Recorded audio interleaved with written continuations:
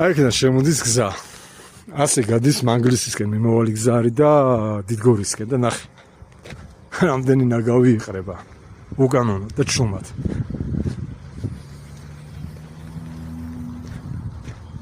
ასე ჩვენერ ბუნებაში. აი ესე ხორები, არასწორები. ყრიან ნაგავს და კლავენ დედაბუნებას.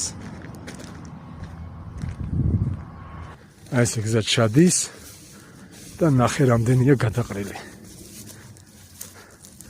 აი ეს არის კანონდარღვევა, შეხედეთ რამდენი ნაგავი ყრია. ამას გარემოს დაცვის ინსპექცია და გარემოს დაცვა არ აკონტროლებს. რო აკონტროლებდეს, ეს არ ეყრებოდა. ეს სამშენებლო ნაგავი ყრია. და კიდე რამდენს შეიძლება მიეცემა საშუალება, რომ ესე შემოიტანოს. და ესე ღამე ჩუმად გადაყაროს და იქ ისება, და ესე ივსება ნაგვით. წარმოიდგინე.